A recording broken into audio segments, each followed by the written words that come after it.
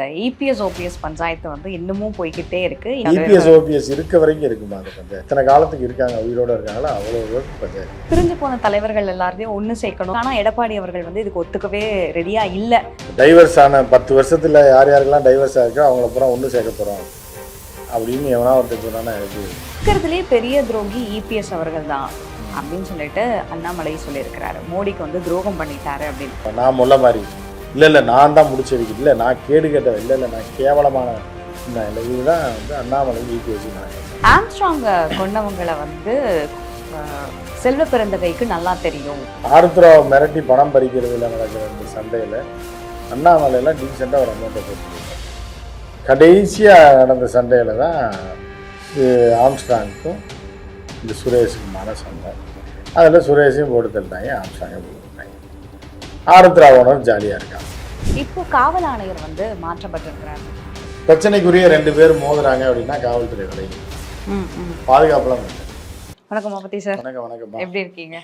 இன்னொரு பக்கம் இந்த இபிஎஸ் ஓபிஎஸ் பஞ்சாயத்து வந்து இன்னமும் போய்கிட்டே இருக்கு. இன்னைக்கு கூட சேலம்ல வந்துட்டு ஒரு ஆலோசனை கூட்டம் மாதிரி. இபிஎஸ் ஓபிஎஸ் இருக்க வரைக்கும் இருக்குமா அந்த பஞ்சாயத்து? இன்னைக்கு நேற்று கிடையாது.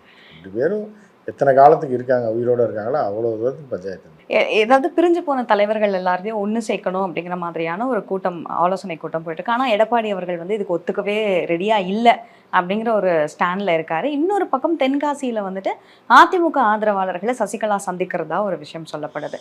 என்ன நடக்குது அதிமுக? அது அதிமுக எப்பயுமே நடக்கிறது தான். இந்த இதை ஆட்டைய போடுறது, அந்த இதை ஆட்டைய போடுறது. இப்போ டைவர்ஸ் ஆன 10 வருஷத்துல யார் யாருக்கெல்லாம் டைவர்ஸ் ஆகிருக்கோ அவங்கள பூரா ஒன்று சேர்க்க போகிறோம் அப்படின்னு எவனா ஒருத்தர் சொன்னான்னா எப்படி இருக்கும்? ஒன்று சேரணும், யார் பிரிஞ்சு போன பொண்ணோ பையனோ ஒன்று சேரன்னு வந்தால் தானே பண்ண முடியும். எவன் ஒருத்தனோ இல்லை ஏதோ ஒரு வக்கீல் சொல்கிறான்னு வைங்க, டைவர்ஸ் ஆனதெல்லாம் ஒன்று சேர்க்க போகிறேன்னா அது நடக்குமா? அந்த மாதிரி தான் ஒரே உடைந்து போயிடுச்சு. இன்னி இபிஎஸ் ஓபிஎஸ்லாம் சேர முடியாது சசிகலாலாம். சசிகலா உள்ளே வந்தால் இபிஎஸ் விட்டு வெளில போயிடுவார். இபிஎஸ் இருக்கனால சசிகலா உள்ளே வர முடியாது, ஓபிஎஸ் வர முடியாது. இது ஒரு ட்ரையாங்கிள் இது மாதிரி தான், ட்ரையாங்கிள் லவ் மாதிரி தான் இது. இவன் ஒன்று அந்த பொண்ணு யாராவது ஒருத்தர் தான் கல்யாணம் பண்ண முடியும் அப்படின்ற மாதிரி ஒரு லவ் படத்துலலாம் காட்டுவாங்க. அந்த மாதிரி இந்த கட்சியில் யாராவது ஒருத்தர் தான் இருக்க முடியும் அப்படின்ற நிலைமையில் இபிஎஸ் இருக்கார். இப்போ இபிஎஸ்ஸை வெளியில் தள்ளி விட்டு சசிகலா வரணும்னு பார்க்குறாப்புல. ஓபிஎஸ் வந்து நம்ம சசிகலா இருக்கும்போது நம்ம தலை இருக்கும்போது வாழை ஆடக்கூடாதுன்னு சசிகலாவோட போய் ஒரு வாழாக சேர்ந்துடலாம் அப்படின்னு முடிவு பண்ணி அவர் ஒரு பிளான்ட ஒரு பலாப்பழத்தை தூக்கி சுற்றிட்டு இருக்காரு. ஸோ அப்படி இருக்கும்போது என்ன நடக்குதுன்னு வெயிட் பண்ணி தான் நம்ம. Okay sir. அதே மாதிரி இருக்கிறதுலே பெரிய துரோகி இபிஎஸ் அவர்கள் தான் அப்படின்னு சொல்லிட்டு அண்ணாமலை சொல்லியிருக்கிறாரு. மோடிக்கு வந்து துரோகம் பண்ணிட்டாரு அப்படின்னு. ஒரு பக்கம் எடப்பாடி அவர்கள் வந்துட்டு அண்ணாமலை இல்லைன்னா பாஜகவோட கூட்டணியில் இருக்கிறதுக்கு தயார் அப்படிங்கிற மாதிரி உள்ள பேசினதாகவும், இன்னொரு பக்கம் வந்துட்டு அண்ணாமலை அவர்கள் வந்துட்டு எடப்பாடியால் தான் வந்துட்டு அதிமுகவில் பெரிய பிரச்சனை அப்படின்னு சொல்கிறதாகவும் 2 பக்கமும் பிரச்சனை போய்கிட்டு இருக்கு. இது காரணமாக தான் இப்போ அண்ணாமலை வந்து லண்டன் போகிறாரு அப்படின்னு சொல்லப்படுது. 26 எலெக்ஷனில் வந்துட்டு அதிமுக பாஜக கூட்டணி மறுபடியும் இருக்கிறதுக்கான வாய்ப்பு இருக்குமா? அதாவது முதல்ல நீங்கள் வந்து வடிவேல் காமெடியிலேருந்து தான் இந்த இந்திய அரசியல் நடந்துட்டு, சர்வதேச அரசியல் நீங்கள் எதை பார்த்தீங்கன்னாலும் நம்ம கவுண்டர் பண்ணி வடிவேலு செந்தில் இந்த காமெடிகள் வந்து 20 வருஷத்துக்கு முன்னாடியே இதெல்லாம் காமெடியாக வந்துடுச்சு. இவங்க சீரியஸாக பேசுகிறாங்க, இல்லை அதுவும் சீரியஸாக பண்ணக்கூடிய அரசியல் எல்லாமே காமெடியாக வந்துடுச்சு. ஸோ அந்த மாதிரி இருக்கக்கூடிய நேரத்தில் என்னென்னா, இப்போ மேகலையை வடிவேல் கட்டி கொடுக்குறக்கா 2 பேர். நான் ஒருத்தன் சொல்லுவேன், நான் முல்ல மாதிரி இல்லை நான் தான் முடிச்சு வைக்கிறேன், இல்லை நான் கேடு கேட்டவன், இல்லை நான் கேவலமான இன்னும் இல்லை. இதுதான் வந்து அண்ணாமலைக்கு இபிஎஸ்க்கு நடக்கிற சண்டை. 2 பேரும் மாறி மாறி உண்மையை சொன்னீங்க, அதனால் மேகலை யாருக்கு அப்படின்ற மாதிரி கூட்டணியில் இந்த ஆட்சி யாருக்கு அப்படின்னு மக்கள் தான் முடிவு பண்ணுவாங்க. மாறி மாறி உண்மையை சொல்கிறாங்க 2 பேரும். யார்? இபிஎஸ் சொல்கிறாரு, ஒரு மூத்த அரசியல்வாதி. அண்ணாமலையை மாற்றி மாற்றி அவர் கழுவி ஊற்றுறாரு, அவர் கழுவி ஊற்றுறாரு. மொத்தத்துக்கு மக்கள் இவங்க 2 பேரையுமே கழுவி ஊற்றுறாங்க 2026. அதுதான் நடக்க போகுது. ஸோ அது வரைக்கும் 2 பேரும் மாறி மாறி உண்மையை சொல்லிக்கிறாங்க.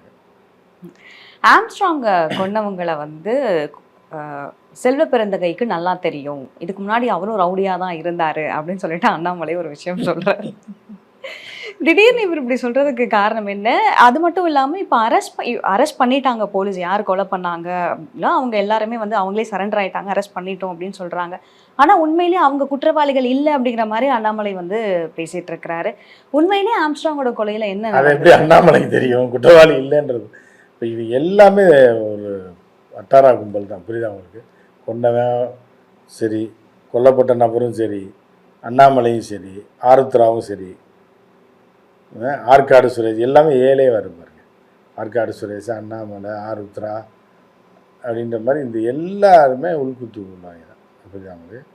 ஆருத்ராவை மிரட்டி பணம் பறிக்கிறதுல நடக்கிற இந்த சண்டையில் அண்ணாமலையெல்லாம் டீசெண்டாக ஒரு அமௌண்ட்டை போட்டு போயிட்டாங்க. ஏன்னா அதுக்கப்புறம் அந்தந்த ஜாதி கட்சிக்காரன் அவன் ஒன்று போட்டு போயிட்டான். கடைசியாக நடந்த சண்டையில் தான் ஆம்ஸ்ட்ராங்க்கும் இந்த சுரேஷுக்குமான சண்டை. அதில் சுரேஷையும் போட்டு தள்ளிட்டாங்க, ஆம்ஸ்ட்ராங்கையும் போட்டு தள்ளிட்டாங்க. ஆருத்ரா ஓனர் ஜாலியாக இருக்கான்.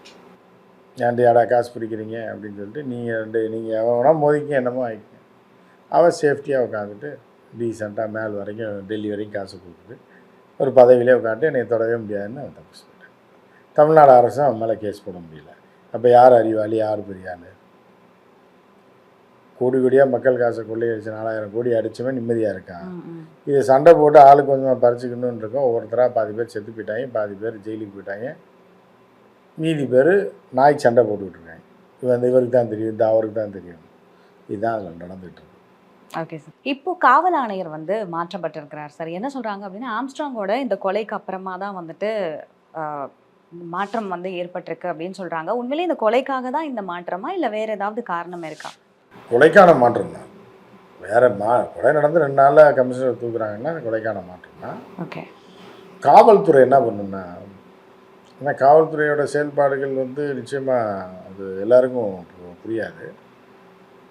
சர்ச்சைக்குரிய 2 பேர் இருக்காங்க. ரவுடியாக இருக்கலாம், அரசியல் கட்ட பஞ்சாயத்து ஆளாக இருக்கலாம், அரசியல் கட்சிக்குள்ளே ஒளிந்து கொண்டு காவல்துறையை டார்ச்சர் கொடுக்குறவனாக இருக்கலாம், இல்லை அரசியல் அதிகாரத்துலேருந்து காவல்துறையை டார்ச்சர் கொடுக்குறோம், இப்படிலாம் இருக்கும். இப்படியே இருந்துகிட்டே இருக்கும். நிறையா இருக்கும். காவல்துறைக்கு நிறையா இருக்கும்போது என்ன பண்ணுவாங்கன்னா, ஒரு கட்டத்தில் பிரச்சனைக்குரிய 2 பேர் மோதுறாங்க அப்படின்னா காவல்துறை விலகிடும்.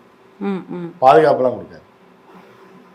தமிழ்நாடு பாதுகாப்பு காவல்துறை இவரையும் கை வைக்க முடியாது அரசியல் ரீதியாக, இவரையும் அரசியல் ரீதியாக கை வைக்க முடியாது. இதை ஒரு தேசிய கட்சி சப்போர்ட் பண்ணுறான், அவனும் ஒரு தேசிய கட்சி சப்போர்ட் பண்ணுறான். இவங்க ரொம்ப டார்ச்சராக இருக்குது. என்ன பண்ணுறதுன்னு யோசிச்சிட்டே இருக்கும்போது அவங்க 2 பேருக்கு ஒரு நாள் மோதல் வருதுன்னு வைங்களேன், பேக் அடிச்சிடாங்க, சண்டை போட விட்டு. புரியுதா? போட விட்டோன்னே ஏதாவது ஒரு பார்ட்டி காலியாகிடும், பலிக்கு பலி இன்னொருத்தரும் காலியாகிடும். அப்போ போலீஸோட 2 எதிரிகளும் ஒழிஞ்சுவாங்க. ஓகே. இது போலீஸோட ஸ்டைல். புரியுதா?